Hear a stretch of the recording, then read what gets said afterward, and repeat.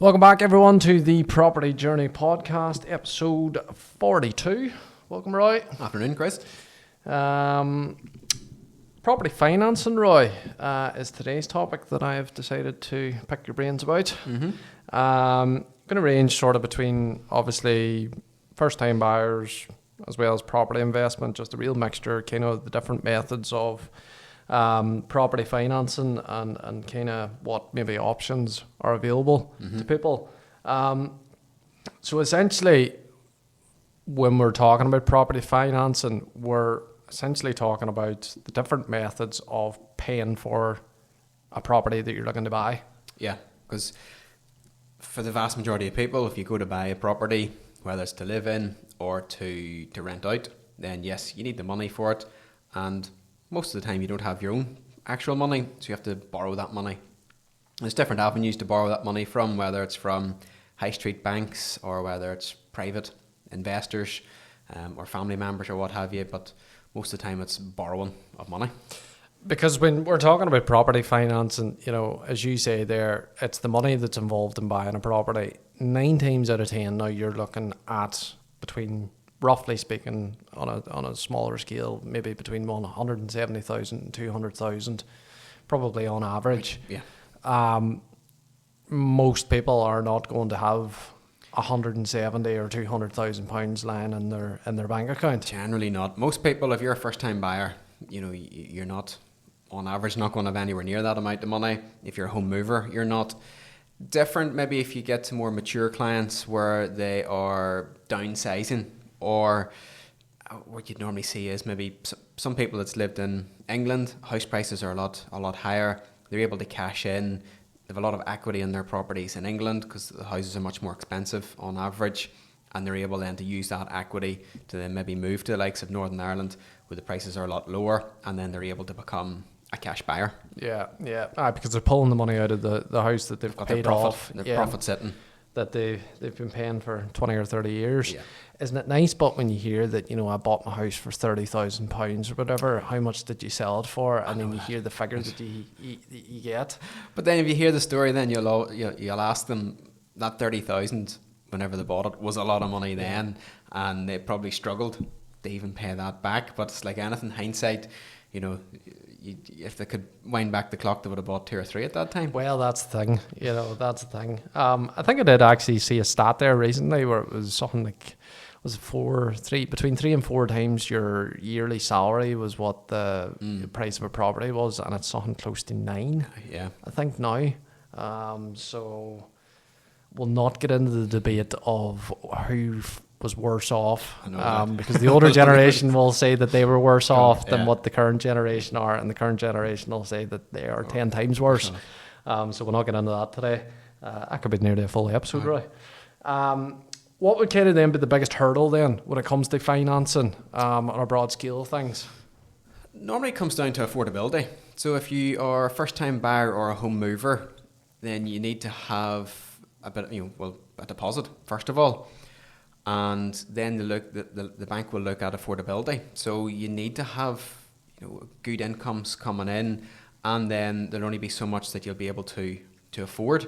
So that's why it's always advisable where you look at these avenues before you start looking at houses, because if you do it the other way around, you could get very much disappointed. So banks will look at the fact that if you borrow this amount of money, they'll stress test it so that can you actually afford to live and then pay that mortgage. Or in fact, no, they'll want the mortgage paid first of all, and then you live off what small bit you maybe have left. Because then when it comes to sort of like the types of property financing, should you say, obviously the main one would be your mortgage.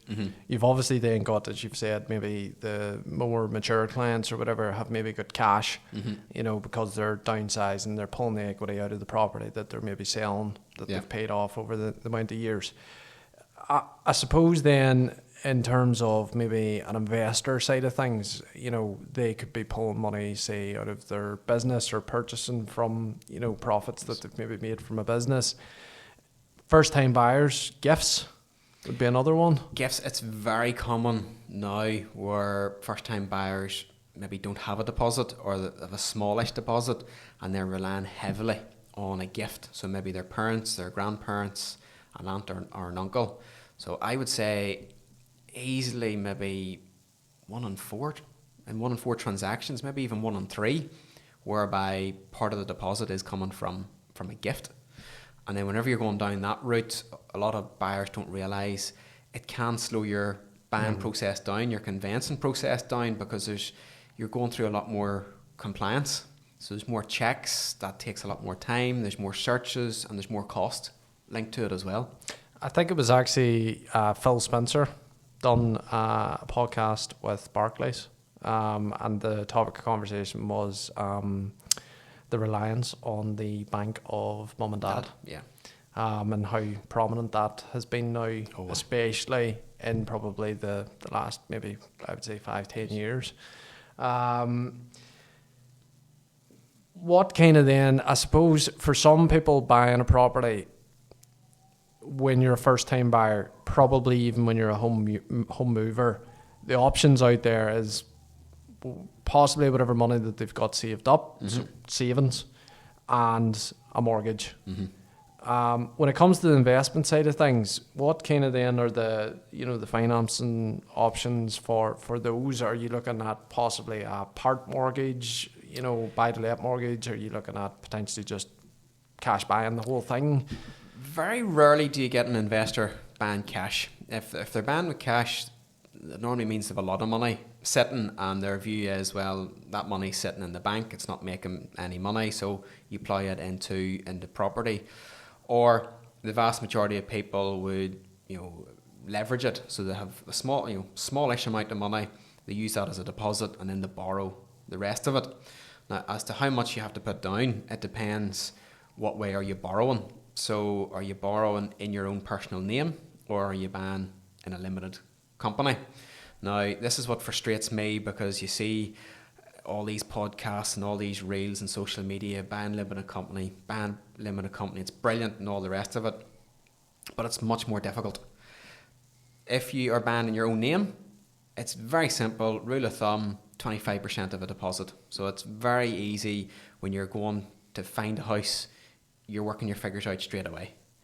If you're banned in a limited company, you've got more than likely 1, if not 2 lenders only to go with.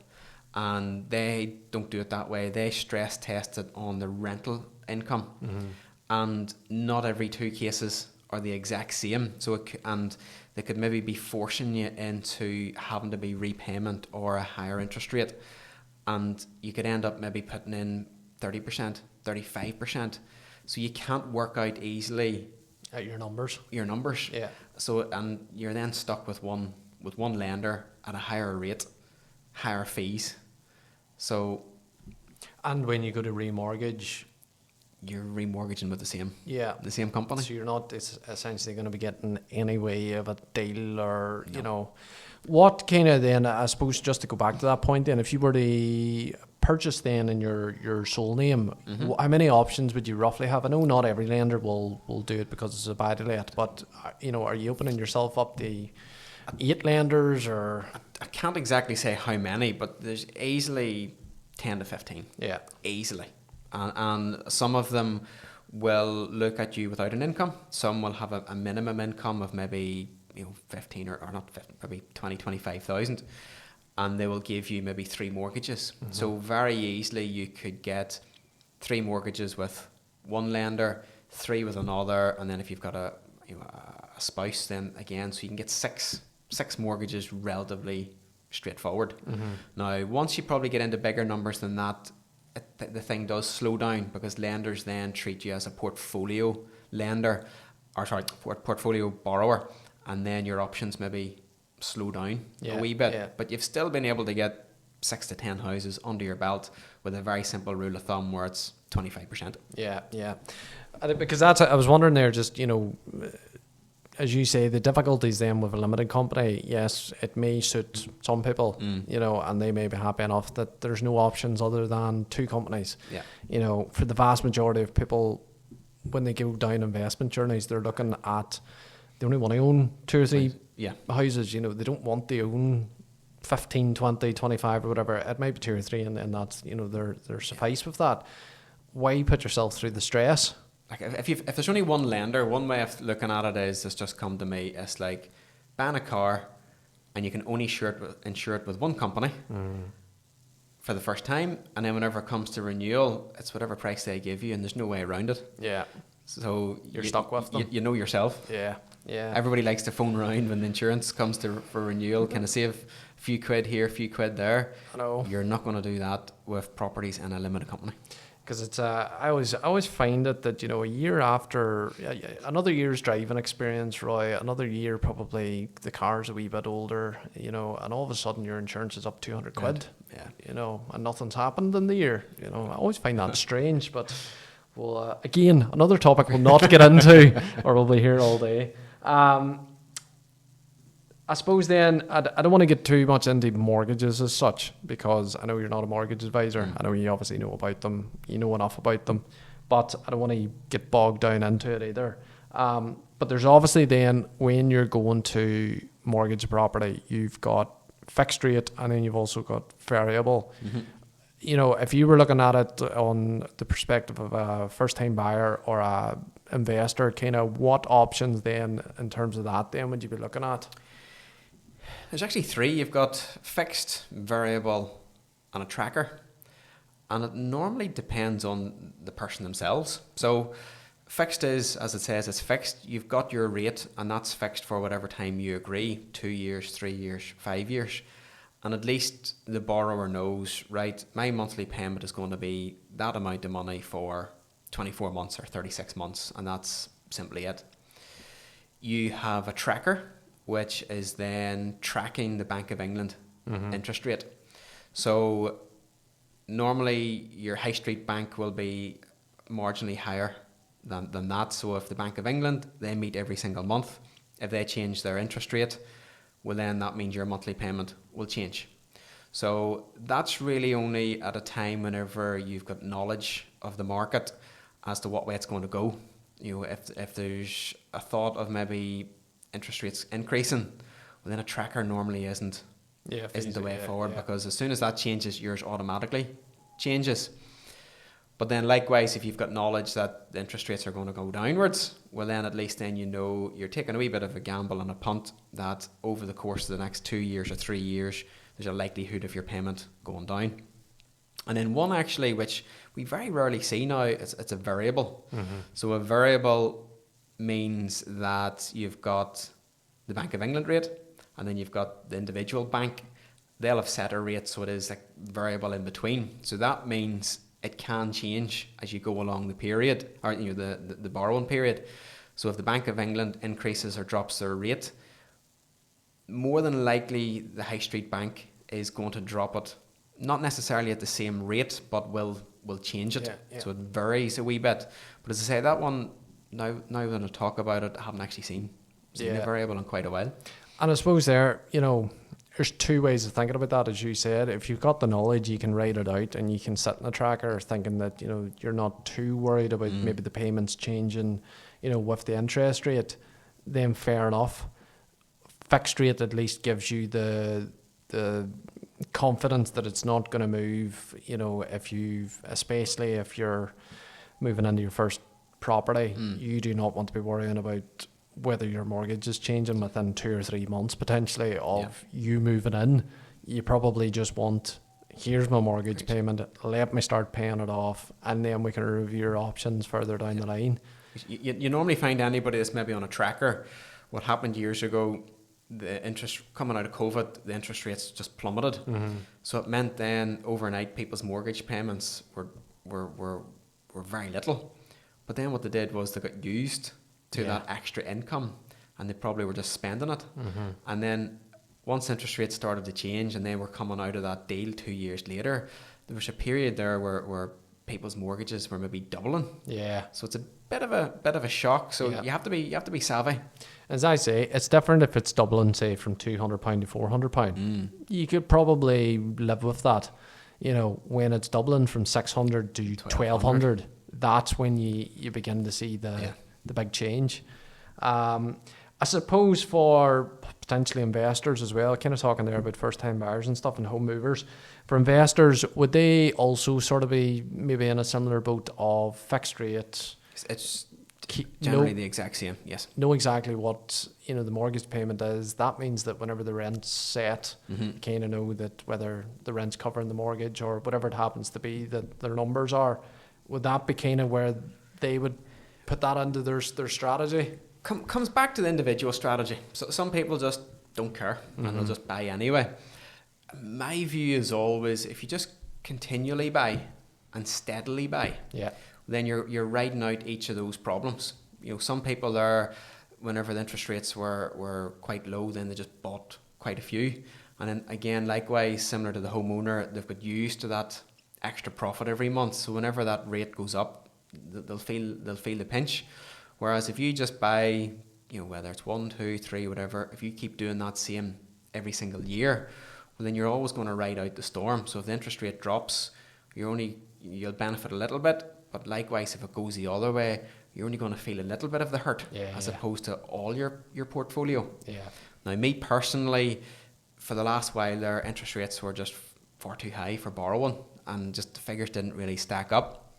Whereas now I have a different mindset, because interest rates, they're at a sensible level, and I don't think there was talk of them maybe dropping a wee bit, but the way the economy is at the minute, that might hold off.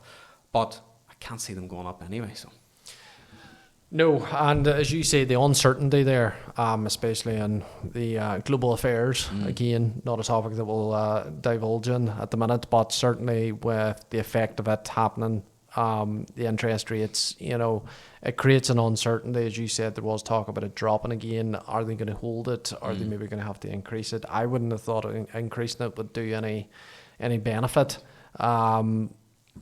Probably my mindset would be it's going to stick as is, until they see how things pan out, essentially. When it comes around then to, as we say, financing options and things like that, we talked there about deposits for investors. 25% is usually if you're borrowing in your own name. When it comes to the first-time buyers and the home movers and things like that there, what kind of would be your typical deposit to go down?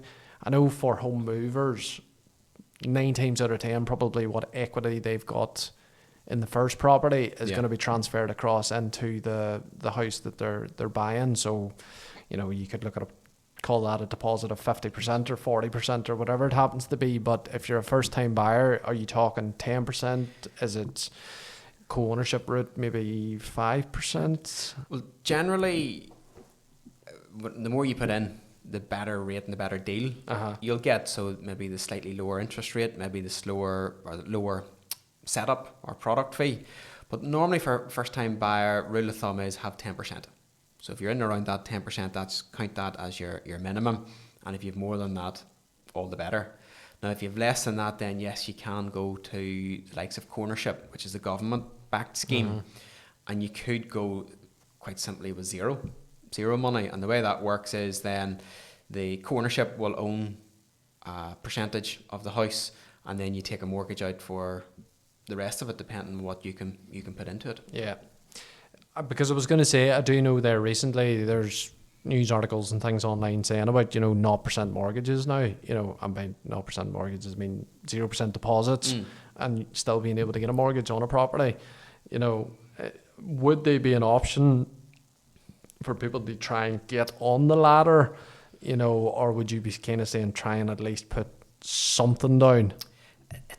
You're safeguarding yourself if you can put money into it, because that deposit is effectively being treated as your risk, so that if the property market drops, well then that's your safety net. So for instance, if you put in 10%, well then that means if the market or the house value drops by 10%, you can still sell the house and pay off the mortgage.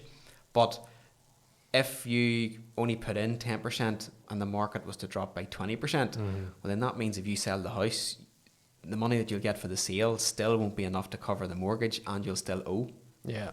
So quite simply, the more you can put in, the better. But if you really want a house and you're committed to it, well then you could go down the co-ownership route. Yeah. That's kind of like, we've sort of touched on, there's a full episode actually of the podcast if people want to listen to about co-ownership and things like that there. Kind of touching there on first time buyers and their financing options. You know, you are looking at what deposit you can put down. You are probably going to be looking at what cash that you've maybe saved up, you know, for your deposit. You're also then looking at gifts from parents, and then obviously 9 times out of 10 you're looking at some sort of a mortgage. Is there kind of anything else outside of that, or would you be saying that would be the main 3? I know there's things like Help to Buy ISAs and things like that there then as well. Help to Buys are also lifetime ISAs. They're more of a savings method, which is to encourage you to save money over a period of time, so that, you know, the amount that you put in then is bolstered by the government scheme, which is then to help you, obviously. It's extra money to get onto the property market. So the downside to those is, what I've found is, a lot of first time buyers don't plan ahead far enough, and they don't think about buying a house, and then just literally they decide it's like buying a new car, they want to buy a house. And then by that time they're then looking about, well, how do I do it? And that's where they go scrambling, finding the money from wherever. Whereas if you're boring and sensible like me, when you're 15, 16, you always knew at some point, well, you need a house to live in, and you start to save up the money, and that's what you're going to use that money for. So then whenever you do reach that age of buying the house, well, you should easily have a deposit. If you bring that and you bring your partner's money together, you'll definitely have a deposit. In terms then of the investments, you know, we've discussed there buy-to-let mortgages. Again, if you're looking at cash, what kind of other avenues would you be looking at then for financing and properties? Would it be, you know, joint ownership? And I suppose with that then you'd be looking at maybe 2 people pulling together and coming up with the funds then for the property. Are you looking at sort of consortiums, or, you know? When it comes to investment, it's whatever you can think of actually can happen. So you said there about a joint venture or a JV. That can be in a number of ways. It could be maybe you get somebody who has the money and they buy the house, but you're maybe investing the refurb work on it. So maybe you're putting in a smaller amount of money, you're organising all that work, you're overseeing all that work, and then you agree a split if you go to sell it or what have you, and you can figure that out whatever percentage suits you. Another option, which is very common, would be private finance. So private finance then basically means if you know somebody who has money sitting, and maybe they don't want the hassle of buying houses or owning properties or managing them, so what they'll do is they'll lend that out to you. You normally find you have to have a relationship where you have to know that person. It could be a friend, it could be a business owner, it could be a family member. And what you do is you borrow that money. The interest rate is generally higher. So a rule of thumb could be 1% to 1.5% per month. So that's well over 12% per year. So on the outside, that can sound very expensive. But the big benefit to it is a lot of property investors are sitting with an investor in the background knowing, right, I know I've access to 100,000. They go and find a house that they're going in, maybe getting it at a good deal because they're counted as a cash buyer. They know that if there's a wee bit of work done to it, it's going to be worth £120,000. So they're basically taking the borrowed money from the private person, getting the house bought quickly, getting it turned around quickly, and then either maybe selling it or remortgaging to then pay that person back. So even though they're paying 12-15%, it can sound quite high, but for the right deal and the right property, all those figures can stack up. The big benefit of it is, if you know the person, you've got access to that money, and you've speed. You know you're sitting with that amount of money, and you're completing on the transaction straight away. Whereas if you're going down the bank route, the bank will want to go through all your finances. Can you afford it? Security, and then even the property itself. They'll be checking the property. Maybe there's issues with the property, and that's the reason why you're able to buy it so cheap in the first place. Is there kind of then,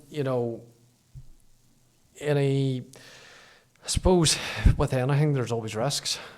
Was there more, or I suppose, is there financing options out there that would be more what you would describe maybe risky than sort of maybe traditional methods, or? The private finance ones are generally riskier. So that's the reason why the borrower is paying that wee bit more money. So the person lending the money is going on trust and good faith in the person that the property does stack up, as in it's the right sort of house, that the person maybe has the money to refurb it, has the skill set, has the contacts. Because if they go in and start ripping the house apart to do the work, and then maybe they fall sick, maybe they run out of money, maybe they lose their job or whatever, then that house is actually sitting worth less than what it was paid for. Yeah. So it's going on complete trust on the person. Normally anybody that I'd be marrying up the two together or dealing with the paperwork between the two, they do know each other, but you're generally always looking at about, there needs to be a minimum of 2, if not 3 exit strategies.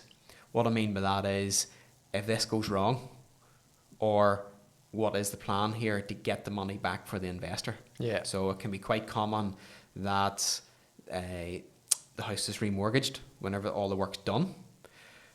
Another one would be it sells, or there's security. So whereby maybe you've security on a completely different house, one that's sitting all pretty, all nice, so that if this house over here that you've bought and ripped apart, and you don't come good on it, well then that's all right. The investor takes this nice house that's worth the money, and they've got nothing to worry about. So that would be on average 3 simple exit strategies. And because you have to think about these things, because as you said there, when it comes down to the risk, there's a lot of money involved. You are going on trust in that method. It's different there probably if you're mortgaging the property, the bank's just going to come in and take the house, end of, whatever money you had in it, you've lost. But when it comes to that, it's a bit more complicated. You're bringing 2 people together. You're more than likely to know each other. That can be difficult as well. And especially the first sniff of something going wrong can very much show how that relationship, what it's built on. Because 9 times out of 10, it doesn't end well. And by that I mean when something goes wrong, if you haven't got a plan in place. That kind of then covers the alternative side of things, because most people go down the traditional route, mortgage, cash, whatever it happens to be. The chances of probably people doing joint ventures and private financing, would you say that it's overly common? It's not overly common. Like if you go maybe to a lot of seminars and what have you, they can encourage it. Joint ventures, it's similar to getting into business. A lot of these property networking can encourage it, and basically all you're doing is bringing 2 people together who maybe want to make money, but you're bringing 2 people together. So it's like a marriage. You want to have, are you thinking the exact same? Have you got the right similar background? What's your view on risk? Because if it doesn't go to plan, then it just turns into a complete mess. It's very much, probably the old saying of don't go into business with family.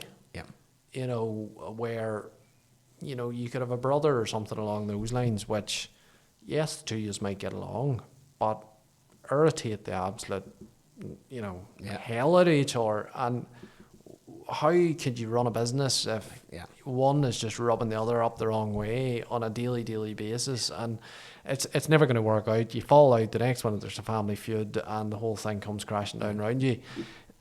What you're describing is nearly the same when it comes to property. Yes, you may not be family as such, but if you can't get along and can't have a working relationship and you're not on the same page, it ain't going to work. It's much easier if you're younger, because there's always time on your side. So if you're younger, certainly it can work. Otherwise, if you're very open and saying, right, this is what we're buying, this is what we're going to do, and this is our worst case scenarios, and this is what will happen, and that's it. But if you're getting a wee bit more mature in life, you don't want joint ventures, because you have to then think about, right, well, what about, you pass away and you've got family, then what you're doing is the family members are then Yeah. entangled in it, and they know nothing about it, and just your inheritance and your planning and all, it just becomes a complete mess. But would I turn down a joint venture now? Wouldn't say no. Wouldn't jump at one, but I'd definitely be clear to say, right, going in, doing this, it's a 12-month project, and then that's it. I'm out purposely. And then at least then, yes, it's worked, and we've separated and moved on after that. It's cutting the hassle down, isn't it? You know, and you probably do get to a point where it's just, you know, some things are just too much hassle. Yeah. It's when you're meeting the accountant every year and you're trying to explain, oh, I've done this, I've done that, and you know, and then you're trying to figure out, well, where did that money come from? And he's entitled to this, and he's entitled to that, and it's just no. Keep life simple, plain and simple. I suppose probably the biggest one at the minute then is when it comes to financing and things is the market conditions. Slightly turbulent at the minute would probably be an understatement, but it is a bit turbulent. We're back to that situation of, you know, when it comes to finance, interest rates, mortgage probably rates, you're looking at likelihood of them changing fairly frequently. Interest rates, yeah, you're always, depending on the circumstance. In a normal market, once, twice a year, it'll change. And at the minute there could be a possibility of them dropping a wee bit because inflation's still just not where it should be. And then also the UK economy isn't growing as well, it's flatlining. So there could be the argument there that they might drop the interest rate to kind of push the economy on. So generally, you always have to be prepared for a change. It's just we've been spoiled for so many years there. Coming out of COVID, interest rates were just slashed, and they stayed. 0.1 was it, or 0.25, or I know they were 0.25. I can't remember if they dropped. I just know it was great that time, but I think it dropped down to about 0.25 a quarter. I would say I'll be lucky if I ever see that again in my lifetime. And they stayed at that level for so long that we've tricked ourselves to think that was the norm. Whereas really the rate that they are now is, in theory, a good rate for a good growing economy. And you know, it's like anything. When they did go as far up as what they did there in recent times, you know, there was a massive culture shock. There was a lot of people obviously weren't happy with the rates going as high up as they were. It's quite funny how in probably the last 6 to 12 months haven't really heard that many complaints about where they're at. I think it's just everybody's now become accustomed that this is the way it should be, and if they've had to make a saving, then they've had to make a saving somewhere else, maybe less quality car, or maybe spend clothing. People maybe spend a wee bit less on clothing, or would shop around or go mad in the sales as opposed to going for the brands and everything. Probably the hospitality sector has, I would say, struggled with it across all aspects. I do know that probably people just aren't going out the same as what they would have. You can kind of see that change now in that shift. In reality, people were going out twice a day, 3 times a day, maybe at the weekend. On weekends, they were going out for their breakfast, lunch and dinner. Which, me growing up, that was an absolute luxury. I'm sounding as if I'm a very old person, but you know what, right? 20 years ago it was completely different, and you didn't do it. Whereas now, you know, I still think hospitality again maybe has to have that wee bit of a shock and become accustomed that wasn't the norm. People eating out 3 times a day, but you go anywhere on a Sunday morning and everybody's out for, quite a lot of people are out for brunch, or even going to the shop, the deli station, the deli counter, and getting something too. So there's still a bit being spent. In terms of long-term financing then, because we kind of obviously talked about how you're getting into it, but we haven't talked about kind of that range of times. You know, when you're a first-time buyer or you're a home mover, you're probably looking at, what would you say, you know, well, first-time buyers, potentially you're looking at maybe 35-year terms now on mortgages, things like that there. Good question. I'd say minimum 35, So and the longer you stretch that out, then the lower the payment. So it can be false economy whereby you think to yourself, sure, I'm only 25 now, I'll worry about that later. And then you're thinking of the payment now just to get a cheaper payment. But it means then you could be 60, 70 and you're still working to pay a mortgage. Is there a difference then when it comes to an investor? Would their term times obviously be a lot lower than that? Would they be taking a mortgage on a buy-to-let mortgage on 15 years, say, or? It comes to strategy.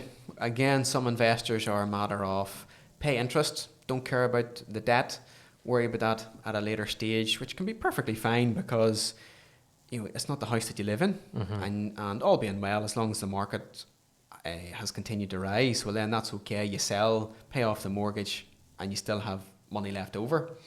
Other investors are very heavily geared to just paying down that debt, so they'll get that paid down as quickly as possible. But generally, you're probably looking, I think it goes by age too.